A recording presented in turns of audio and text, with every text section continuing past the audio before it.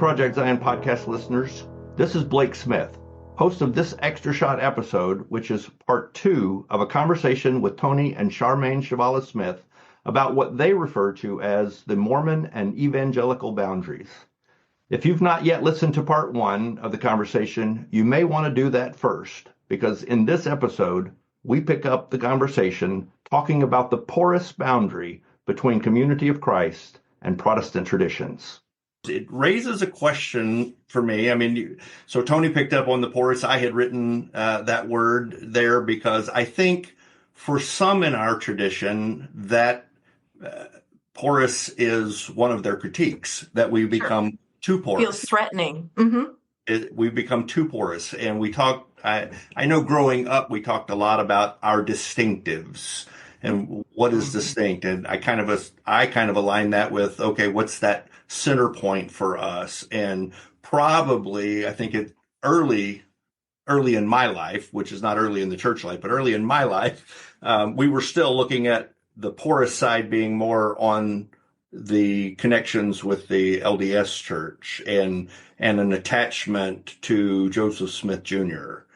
So I guess my question would be, what do we say about that? Because I still hear in the conversation about needing to have some boundaries that there are some distinctions, but where do those boundaries go when we become too porous, or do we become too porous? Yeah. So here's a thought on that. I remember a number of years ago when Dwayne Cooey, who at the time was presiding evangelist of the church, he'd been in the Council of 12 and in the presidency. He was a really amazing theological thinker.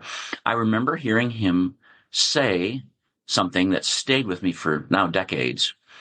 He was asked in an open forum, what's happening to our distinctives? And he said this: the only distinctive we are called to share ought to appear in the distinctiveness of our witness to Jesus Christ. In other words, that is, the distinctive way that we witness to Jesus Christ is the distinctive, right? It's not, you don't look to, well, we have deacons, teachers, and priests and high priests. Those kinds of distinctives that we once lauded, that's not the place you look. What really counts, what really matters, is how uniquely, distinctively, persuasively, compellingly does this community bear witness to the center point, Jesus Christ. Otherwise, you end up worshiping your distinctives. This was always the danger for us. And I think we did for a long time. Oh, we did. So, some of the theological thinking going on back in the 1970s in the church, some of the thinkers tried to make a distinction between universal or ultimate principles and middle principles. Middle principles being those things currently unique about the movement. And the problem they kept coming back to was that in RLDS church life, and it was reorganization church life at the time, people wanted to elevate those distinctives almost to the level of ultimate principles. And whenever you elevate that which is less than to the status of ultimate, you are practicing what the Hebrew Bible calls idolatry. And so Dwayne was, I think, spot on at that. Now, we can't not be distinctive. I'm sorry. Charmaine and I have taken friends from other traditions on little private tours of the temple and Independence, and they have remarked, by looking at the pictures on the wall of leaders of the church, oh my goodness, you have so many women in the top leadership of your church. How do you do that? They see things about us that are not common even in progressive mainline churches. And so distinctives are still there, but we're not going around talking about our distinctives are that Lutherans are wrong and we're right. That has no place in the church today. We moved away from that a long time ago, as we should have. So live out the witness to Jesus, the peaceful one, in a distinctive just way, and you'll have all the distinctives you can manage for one lifetime right there. I would add that, yes, our unique journey is perhaps the most distinctive thing about us, and our willingness to be on a unique journey and not to just try and have the same journey as another group or another sect or another denomination. And, I think in some ways, we should probably embrace the many changes that keep happening in this church, because that is part of our identity, and it's tied to some of these very basic, what I think would be called distinctives from the beginning, middle, and to this point in our story. Things like continuing revelation, that we are continually listening for God calling us into today and into the future, acting today and into the future, caring about the social structures of today and the future. So continuing revelation, that was something we held as a distinctive, but now we are making it not about continuing revelation because now we have the one true prophet and only we can hear God. No, we're recognizing that, yes, God keeps speaking to us, but God is speaking everywhere, and that we can work with others. And so it's like expanding that distinctive. Another, the kingdom of God, what Christ preached about, pointed to, demonstrated, the reign of God on this earth, our idea of Zion. Those we have equated those two more and more over the last 3 decades. And that's a distinctive. That's something that inspired people's imagination about what we can create here, what we can invite the Spirit to create in our midst. Our reunions, our camps, so many world conference. These are all forms of God's mark in our midst that are consistent. And so those things that we've wanted to call distinctives, they're still there. They may be taking some different shape, but they must keep pointing back to God and Christ and the Spirit, because that's what we worship. And the other thing I would say is, if people want to have an idea of what we believe and who we are, we're probably in a better place today than we've been in 5 decades. And what you need before you is the basic beliefs on the one hand and the enduring principles on the other, and to keep those two in balance. The enduring principles are about how do we live out our understanding of God's call to us as a denomination. So all are called, the worth of all people, diversity and unity together, tied together, grace and generosity, all of these things, these are describing who we are, but they're also inviting us to keep living it more and more deeply. And the basic beliefs, who is it that we say God is? Who is it that we say Christ is? Who is it that we say the Spirit is? What do we say the church is about? What do we say Scripture is about? We have so much richness right now that is, it's very community of Christ. It's very its own identity. Yes, it's borrowed from beyond both of those boundaries, but we're a new thing. We're our own thing, and we don't need to apologize about our associations on either side. And I think that's a new place for us to be in, and a freeing place. To be open to the Spirit again, and to hear God's call again, and to not say we have to solidify our identity for one time and forever, which is very different from where we were for our first 100 years, where we thought we had the whole right theology, and we just had to stay faithful to it and till the end. Staying faithful to the end. That was a phrase that you found in evangelist blessings and in lots of preaching. And so we thought we just had the whole package. And you know what? We've become more humble and said, wait, God is the whole package, and we can't even begin to contain what that means. And so let's let's be stretched by it. Let's be called into God's future instead of some image of ourselves. Let me add on. So Alan Tyree, who was a member of the First Presidency, was also a saxophonist. And I remember him once giving this analogy for the kind of the development of the church's theology. The analogy was from jazz improv, right?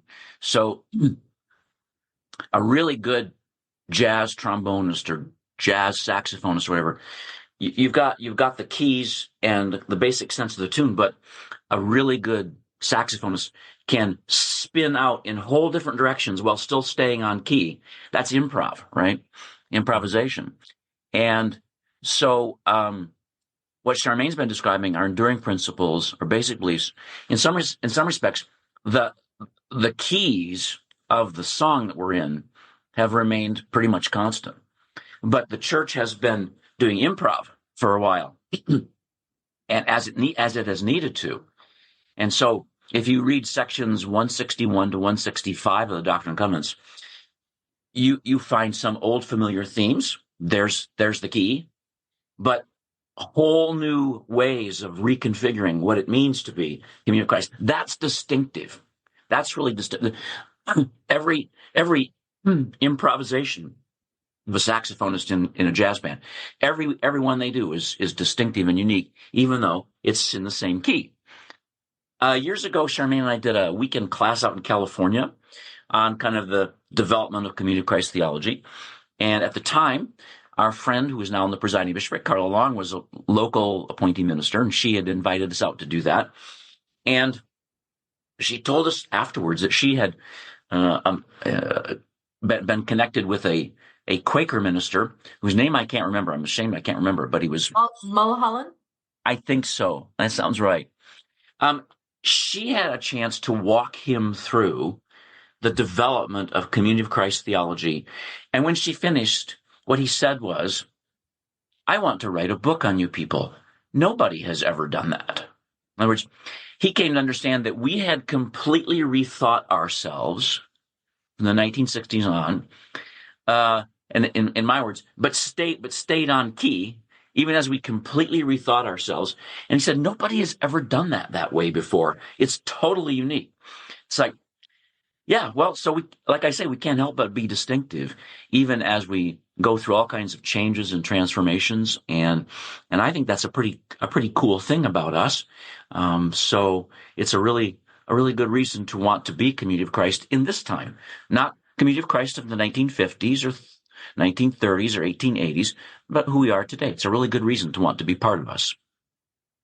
Yeah. And so first I want to say, when I think about the enduring principles, and for most of my ministry career, my answer about distinctives has been in relation to ongoing revelation. That from our beginning, we believed that God was still talking to us, God still giving us guidance, and that has led us to deeper and deeper understandings of these things, which changes our course within the key, as you mentioned, Tony. I think that's a great analogy. But I've also learned something new in the last several years. So I admit, and my apologies to all the history buffs out there who love history and think everybody ought to love history. I did not. I've always been kind of in the moment. And I remember reading, stepping into a Christian bookstore in Independence when I was there doing youth ministry and seeing this paperback bound that was being sold there, but it was the RLDS cult. And I flipped open to a page and it made a comment about, well, if it was the one true church, why did it take Joseph's mother 7 years to join the church? And like, I don't know, and I don't care. I mean, I have no idea. If I could ask her, I would ask her. But other than that, what I care about is where we are now. But one of the things in the last 10, 12 years, and I credit Locke Mackay and Barb Walden for this and my relationship with them and being able to sit and hear the Reconstructionist side of history, because, and I think Locke even mentions in the episode that we're talking about today, or that we've referred back to, that we were really good at deconstructing, but not reconstructing. And now I'm located in Chicago, and the Plano congregation, the Stone Church, is part of the area that I serve. So I've been learning more and more about that. And I'm just amazed and embarrassed that I didn't know this before, but amazed that some of the key things that I'm hearing were important then were inclusivity. That we had been a church in our early days of really sticking to that one true church. And even though the RLDS church was still believing in the one true church, Joseph III was very intentional about letting the Plano community know that this church is for everyone. This place is for everyone, and inviting in some of that ecumenism that we talk about now and the inclusivity that has become so essential to who we are now really was there in the first days. Same thing with inclusion of women, with Marietta Walker walking out of a conference because women weren't allowed to vote. Church members weren't allowed to vote. We were modeling culture. And so we were taking steps way back then. And then finally, ironically, with Section 116 that we just spent time talking about at the last conference about removing because we were embarrassed about the language. But when you look at the context of that during the Plano era, it was groundbreaking that we were a tradition who saw the value and need to ordain people of color. And we didn't use good language, and it was also still very limited, but it was really cutting edge in the 1860s, right? And so when we talk about our distinctives, those were really distinctives of who we were at that time, the ways of living it out, like you've talked about. And those are things that we're recapturing. So now I have even more information when I'm talking to these folks who say we've lost our distinctives. And in my perspective, I think we're beginning to reconnect with some of the distinctives in terms of how we live things out, not the things that we can hold on to, but the way we live our lives. I think the way we talk about things changes everything. So we're naming some of those things that we just assumed were part of the church, maybe in one place or another place, but actually were foundational for our identity as a whole. And once we start putting names to some of those things, like inclusiveness or like unity and diversity, like perhaps even the idea that we are by nature, some of us dissenters, and that keeps the conversation going, broadening it and deepening it, and that's part of our identity too. Always asking questions, always seeking to hear why is this message relevant today in our situation, and are there things we need to let go of? Are there things that we need to claim or reclaim or revalue that are already part of who we are? So that's another element that I think we sometimes have undervalued because, those dissenter genes in us, they're uncomfortable. They make us have to sometimes look at some embarrassing parts of our individual or corporate story. And yet, like with 116 that you were just referring to,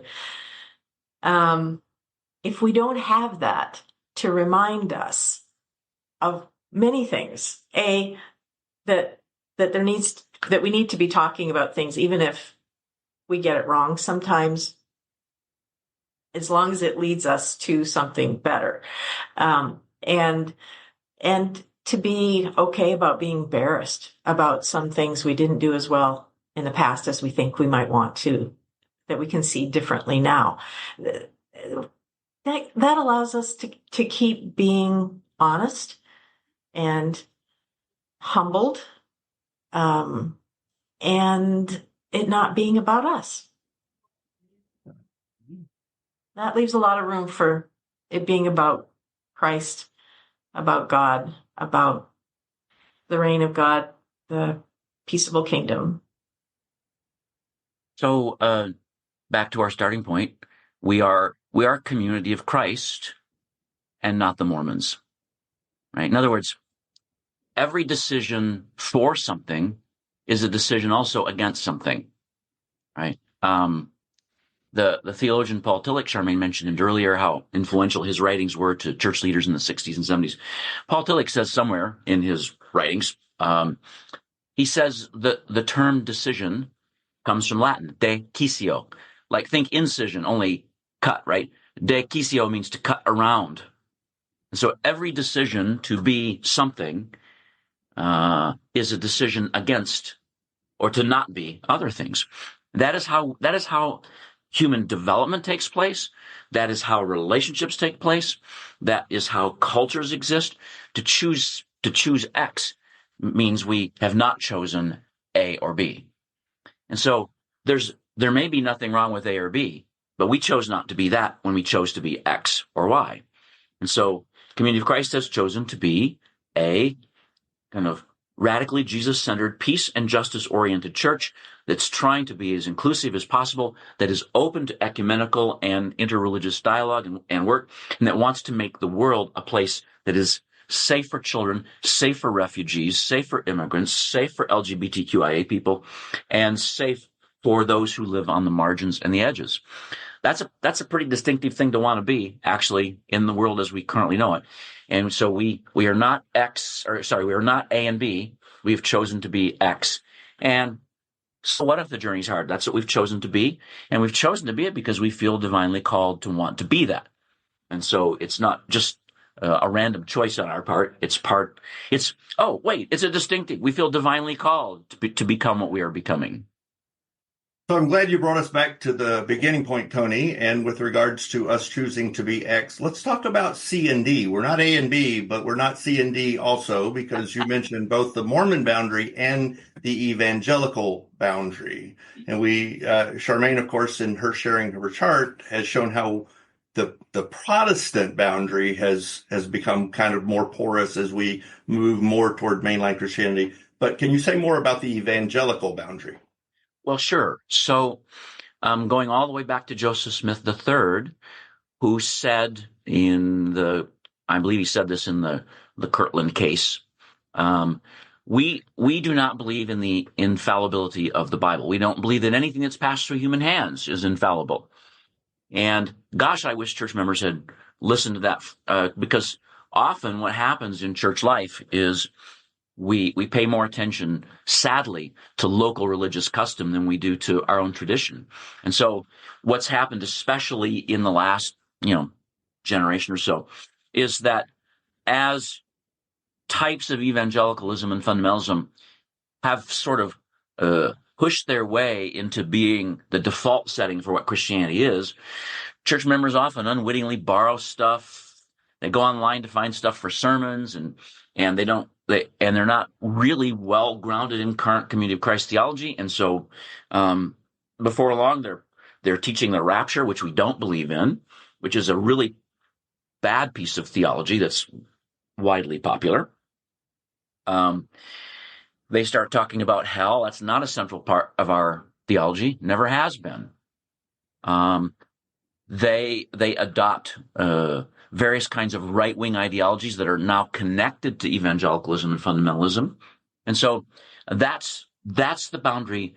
That boundary, if you read our public theology, that boundary is actually a wall, but it should be a wall. So we're not C and D. We're not evangelicals. We're not fundamentalists. And that's traditional. We have never been that. At least in terms of how those things are construed in contemporary religious life. We don't have the autocratic, dictatorial tendencies of fundamentalism in our theology. It doesn't mean we don't believe anything or that you can believe anything you want to. It just means that our theology does not function from a standpoint of like tyranny, right? But I will add one thing there, and that is that our desire for a one true something will sometimes be very appealing to going towards evangelical fundamentalism, because they tend to have absolutes.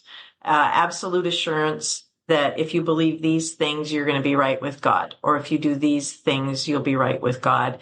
And, whether it's your eternal salvation that will be assured, or that you'll be blessed in this life, whatever it might be, that is appealing to many RLDS Community of Christ folks, to have that one absolute thing, that we had as when we saw ourselves as the one true. And so that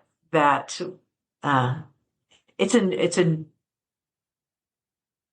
absolutism, and it can be quite appealing for people who are saying, well, how do I know? How do I know for sure what God wants from me, or what it means to be in a right relationship with God? So I think, I'm just saying that I know a lot of church members and people who identified as more like a restorationists within the church, who were far more drawn to evangelical fundamentalism if they left the movement altogether than they were to come to Community of Christ, where there were questions and discernment and uncertainties along the way. So it's understandable why members of the church are so may want to have those absolutes that evangelical fundamentalism offers. Yeah, So I think that's pretty universal inside and outside the church, because we live in a world that's absolutely chaotic and everything's kind of a gray area. We can't have black and white anymore. And so there's an attraction to somebody who will just give me a checklist of Yes. things that I can accomplish and go to heaven and be done. Yep. Yeah. I sometimes put it like this. Fundamentalism is to religion what fascism is to politics. Fascism in politics is the absolute control of meaning and the reduction of meaning to one meaning. There can be no plurality of meaning, because that's dangerous. And so in fascist politics, there's one leader, there's one meaning, there's one party, there's one view of reality, and all others are wrong. This is the same in fundamentalism. Fundamentalist Protestantism is the same thing, only it's religious and not political. And by the way, this analogy works across religions. Hindu fundamentalism, Jewish fundamentalism, Islamic fundamentalism, they all function the same way. Kind of absolute reduction of and constriction of meaning to one thing, which is really odd to me, because God is infinite, and yet religions have this habitual need to want to reduce the meaning of the infinite to one thing, which, once again, we can then control. Absolutely. It comes down to control. So I want to talk a little bit about obstacles. You mentioned a couple of obstacles, Tony, in that episode 649 to getting at this. One of the things, before I get to that, though, one of the things that I have struggled with time and again as a leader in Community of Christ, a church that honors and values unity and diversity and has a relatively fluid theology. Everybody has their own relationship with God. How do you maintain the center point and honor again different perspectives without becoming all things to all people with no boundaries at all? There's not one single once for all answer to how to do that. Oh, darn. Sorry. Charmaine and I did a podcast a number of years ago on, I forget what we called it, the big tent analogy or something like that. And basically it works like this. Going back to Joseph III, the reorganization, because it was attracting all these dissenters, was de facto attracting diversity. And yet Joseph III wanted to make sure we held up a center point. And so in General Conference Resolution 222 from, I think it's 1879, he articulated that central point as those things which are essential to salvation. You say those things essential to a life-altering, healing, redeeming relationship with the God of Jesus Christ. That's the center point. That's the pole that holds the umbrella up. That's the big pole that holds the tent up in the middle. And he wasn't saying there that everybody has to grab onto that pole. He's saying, look, there is a center point, and we're going to keep pointing to it. Get as close to it as you can, right? And we're not going to be ashamed that we have a central theological conviction connected to Jesus as the revelation of God by the Holy Spirit. We're not going to be ashamed of that. That's you got to have a center. Remember the temple spiral? There's a center point, otherwise you can't build it. And so we keep pointing back to that central point. We do it through our hymnody. We do it in worship. The lectionary helps us do it because of its connection to the Christian year. We try to make sure we do it in preaching and in teaching and publications and so on. So without coercion or force, we keep holding up the center point and saying this is the center of our tradition. And you don't have to be right close to it in order to be part of the tradition. Right. You can be you can just be under the eaves of the tent. You're still in the tent. There's no creedal statement that you have to sign on to, but there is a recognition that there is a theology that guides us, that is our core, and that we keep expanding on as far as trying to go deeper, trying to give better language, trying to like in the enduring principles and basic beliefs and those kinds of statements, and those last few sections of the Doctrine and Covenants. They're all ways in which we keep naming, proclaiming, explaining what is our center. And those are good places to look. If I can be tongue-in-cheek about this, anybody can live in our house. Anybody can live in our basement. But if you get to the point where you say, I hate this house, I hate this basement, I hate all of you, then you probably need to move out. In other words, we have a center point. We have enduring principles, a set of convictions. We're committed to certain things and not others. And get as close to that as you can. But if you find you can't, if you find you dislike it, you hate it, we're not going to say that you're only saved if you stay here. For goodness sakes, there's other places to go and be. So be free. So that ties really well into the question that I was going to ask is, Charmaine, you mentioned it can be out under the eaves. Is there anywhere where the tent actually ends and we say, okay, that is not? So Tony, you use the term that ought to be a wall. Do we have any? Sometimes it feels like we don't have any walls. The closest thing we'd have would be a screen door called the Faithful Disagreement Statement that says if you cannot, in certain circumstances, like you can't be in the pulpit and preach something that is against this core value or that leads to that center point in that theology, but you are welcome in the doors. So those conversations then happen in Sunday school classes and other places. I don't know. People know me know I'm not an athlete, so they might be surprised that I would use the analogy, but I've always said, every field of play has a boundary, and that boundary can be way, way, way out there, but at some point there's still an out of bounds.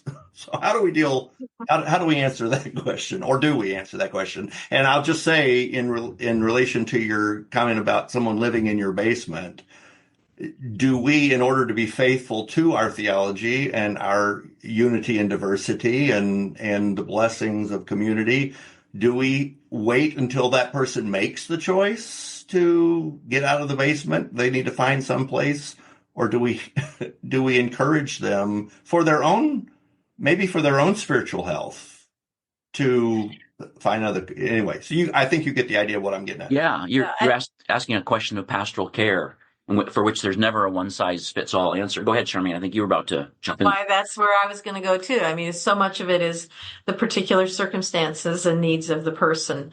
I mean, if they are unhappy, if they feel that this is creating distance between them and God, or them and themselves, if there's more anger and destruction than there is building up and going deeper, then sometimes people do need to know that it's okay to continue your journey with God in a different spot.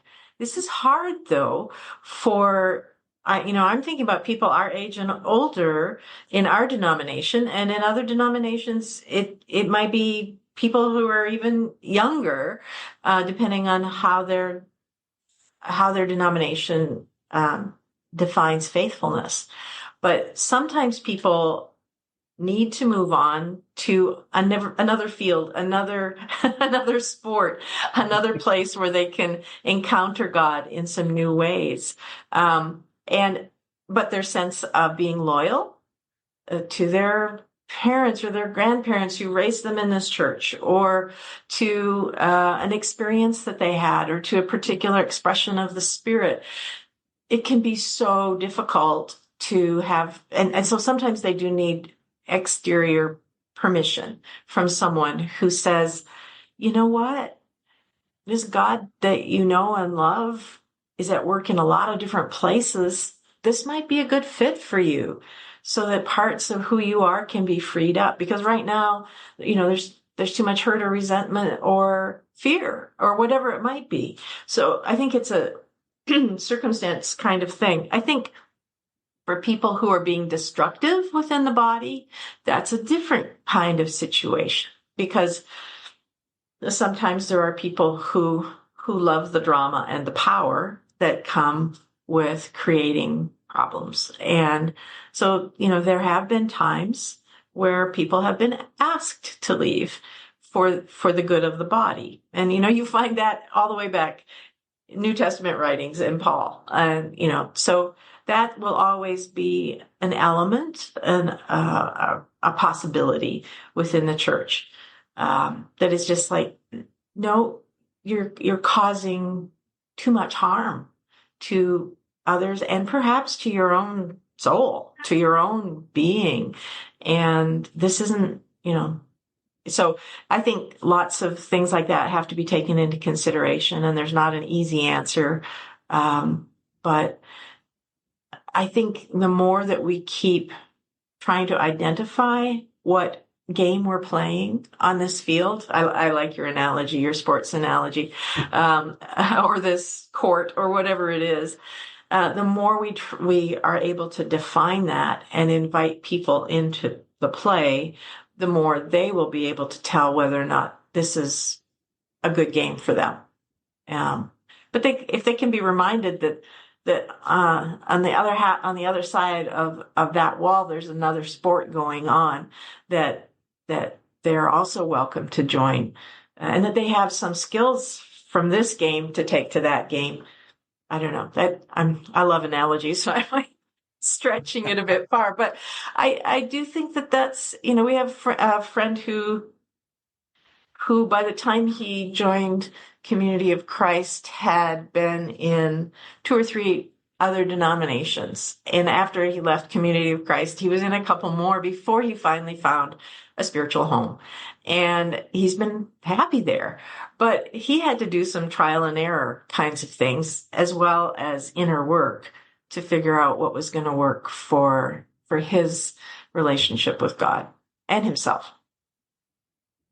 So sometimes our church is a way station for people. It's a place people come for, a place of exploration or of safety or of recovery, of healing, so that then they can know what other options are before them. And I think we need to embrace that role that we sometimes have as a denomination, is as a way station, a place where people arrive, are greeted, have time to recover or to learn or to commit or to move on. And that's a beautiful thing to offer. And there's no shame in the fact that people may want to move on. And as we are a way station often, I'm reminded of something a friend of ours who was a full-time minister for a while in a rough urban environment. He used to say, you got to protect the call, right? That's his own personal vocation as a minister. He had to say no to things because he had to protect his sense of vocation for what he was called to do. And I think sometimes that's the denomination or the local congregation. Sometimes we have to protect the call to be the church we're coming to be. And that may involve saying no to somebody. Or saying, this has been a way station for you, and we're so glad you found temporary home in here. But where you are right now, you're not happy here, and we're not going to make you happy. And there may be better places for you to live out where your calling is. There's nothing wrong and everything right with doing that. It's simply a form of discernment, really. So we have to protect our calling as a church. Yeah, I think that's a beautiful way to receive and accept this idea that people may come and go, the way station, because we tend to we get so excited when somebody new comes in, and then we think, oh, what did we do wrong when they leave? And it may not be about that at all, right? So we have provided what they needed in the period that they were with us. Same thing with churches that are closing, to help congregations understand that this doesn't mean that all you did was of no value. Over all of the years that you were open and the people who came through your doors, you provided incredible ministry for that time, and that is what we need to celebrate. So, yeah, that's really helpful. I want to ask just one last question, and you guys might have some other things you want to add in addition, but I want to ask one more question with regards to the boundaries and setting those boundaries and having a center point. And that question is, what are the obstacles to doing that? We've kind of touched a bit here and there, but I wanted to be real intentional about asking, what do we see as the obstacles? And Tony, you mentioned a couple of things in the episode. One of the things is being the lack of full-time paid ministers. I think some of those eras, Charmaine, that you were talking about, when we had some really strong beliefs and a kind of a unified vision. Part of that, we had people going around with preaching charts and telling folks exactly, what this is the thing, and cottage meetings and full-time people that had time to do that. And we just don't have that across the church anymore. So we get whatever the person who is assigned to the pulpit or to Sunday school teaching pulls off of the bookshelves.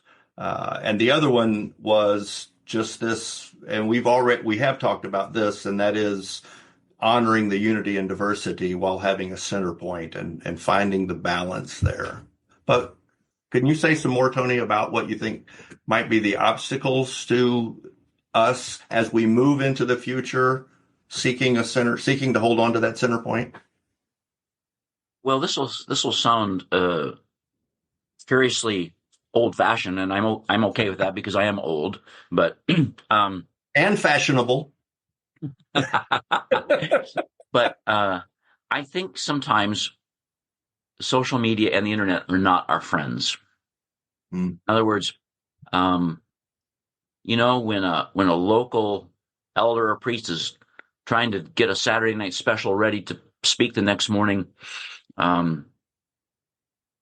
they're in a hurry. They're bivocational. They've been working hard all week. They've got family. I mean, they're struggling to get ready to preach tomorrow.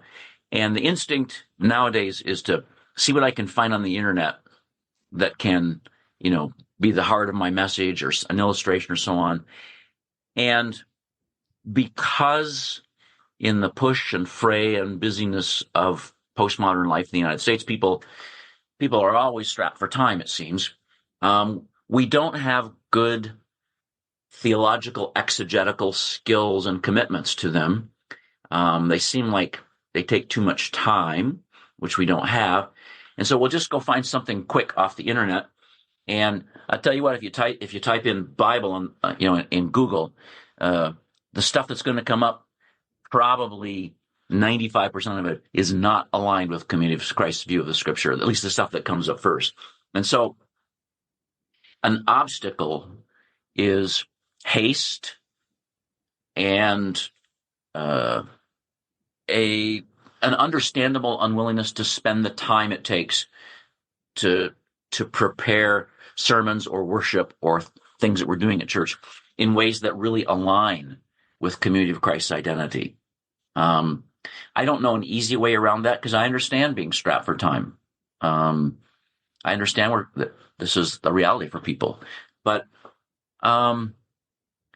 it's a matter of what matters most, and so I think I'm just trying to lay out what I see as an obstacle, and I'm not going to say that time is the obstacle. It may seem like it is, but it's more like what we commit to do with our time. And often churches, one more thing I got to do, and so then we don't give it the theological. We don't give what we do the theological attention it really deserves. So that's something anyway. Great, thanks, Tony. Charmaine, you want to add anything to that? I think just building off of what Tony was saying, well, it took me in a slightly different direction. But one of the boundaries is, or one of the obstacles to us really claiming and embracing parts of who we are is our confusion with that Sunday morning is about either performance or entertainment. That it has to be full of noise and a great presentation. When and we haven't touched on this yet. I'm kind of surprised we haven't. But one of the things that has been a very important element in the last 2 decades is spiritual formation. And so one of the obstacles is our fear of quiet, of simply, taking time to let things soak in, to listen to God, to listen to what's happening in ourselves, to be open to the Spirit moving amongst us and within us, and letting some of our times of gathering together be that simple, that quiet, that still, that receptive. Because when we open ourselves to spiritual practices, prayer, even, and maybe not even, but especially being open to the needs of others in our communities, things happen, things change in us. We grow deeper, we grow wider in our understanding of the world that God has called us to. So I think that's an obstacle, is our expectations of how things should look or whether they should be entertaining or polished, and forgetting the deep beauty of stillness shared together and the trust that comes in a living God, who can touch our lives, who can call us, who can empower us to be beacons of light and hope and keep pointing back to the goodness of God. So that's an obstacle I can relate to myself. I think that's pretty common. Yeah, Tony. One other obstacle that comes to mind for me is this is a thing that happens in our heads, and we'll call it an ideology, and it's the ideology of the golden age. So it's mythology, actually, that there was a time in the past when it was all so much better. Mm. And so nothing we have now matches up to the image we have, highly selective image we have of the golden era in the past. That really hampers things a lot because it doesn't allow us to live in the present and into the future. Once in a while, I'll catch myself thinking back to my high school days when we lived on a farm, and I had the run of the woods and fields in central Michigan. I have these idyllic memories of stalking through the woods and the beauties of gardening and on and on. But then I'll catch myself and I'll remember, oh, we raised pigs. And I, the teenage boy in the house, had to shovel pig pens. And I shoveled a lot of pig pens. Enough probably to, I don't know, build a road from central Michigan to Chicago, I'm guessing. It's like, that was part of the past too. The past had beautiful woods and streams and fields. It also had pig pens and pig manure, and up at 5:45 every morning to feed pigs, and back from school in the evening and shoveling pig pens. And so we have to be careful not to idolize a false image we have of the past, because that makes the present feel bad and the future seem impossible. Mm. And that is a real obstacle in the church right now, because the nature of church is changing, right? And we have to figure out how to embrace our way into a different kind of future. And thinking back to what church was like 60, 70 years ago is not going to be our friend. It's going to be mythology. We will have screened out all the stuff that was hard about it, and will not be able to find joy in the present. Great advice. Yes, I have heard many times over the years, well, we used to have 400 people and we used to be packed out all the time and this kind of thing. And it's like, well, that's probably not going to happen again. Well, it's happening down the street at this mega church. Well, Blake, we used to have 100 pigs, and I want to say that a lot of images and words came to mind, probably none of them appropriate for me to say here. But it does shine a new light on you, Tony. Thank you. Oh, my goodness. So do either of you guys have anything you want to add, something that I didn't ask, or any closing thoughts? Just to say that having boundaries it's common. It's what happens to all of us growing up. If we have siblings, we have identity boundaries. We have to distinguish ourselves, to understand who we are and how we're different. And so everybody has some kinds of boundaries. We just may not have identified them. And this has been helpful for us over the years to be able to start to describe our identity in reaction to or in relation to the other movements that have influenced us. And so I think it's just to think of it as a very natural part of life and of identity is a good starting point. I'm also a twin, so there's lots of that. You have to figure out who you aren't and remind people. I'm also Canadian, and so Canadians have a hard time not telling people who they are. And it almost always relates to that we're not Americans. And how different we are, and probably better than the people to the boundary, to the border south of us. So I think it's just that's part of human nature and the very nature of identity, and it can be helpful. It can be a helpful mechanism to understand development and distinctiveness, sense of call, all of those things. So it's a nice working model. Great. Thanks. And Tony, nothing? Boundaries are what makes relationships possible. Mm-hmm.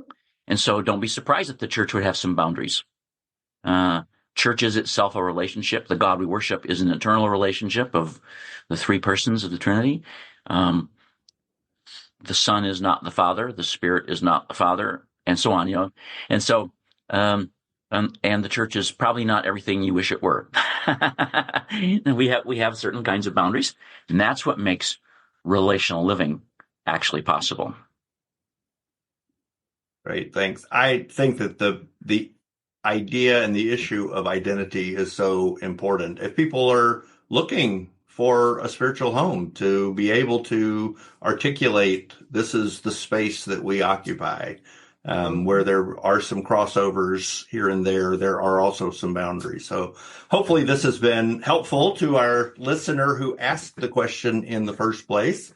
And want to remind our listeners that we will make the information that Charmaine was sharing available through at least a link in the show notes. So invite you to look at projectzionpodcast.org for the show notes to this episode. And I want to thank Tony and Charmaine. Thank you guys for being willing to come on and do this. I know you're incredibly busy. Thanks for being here. It was fun. Thank you. Appreciate it. And thanks to all of our listeners here at Project Zion Podcast. We invite you to join us for other episodes. We have lots of different series. If you have not been to projectzionpodcast.org, we invite you to do that. You can go to the series drop-down menu or the quick list, the episode quick list, which I kind of is not quick anymore because we are nearing 800 episodes. We are talking about what we need to do about that. But anyway, join us at projectzionpodcast.org or on any of your favorite platforms. This is Blake Smith. I've been your host today, and it's just a joy again to be with Tony and Charmaine. Thanks so much, and have a blessed day.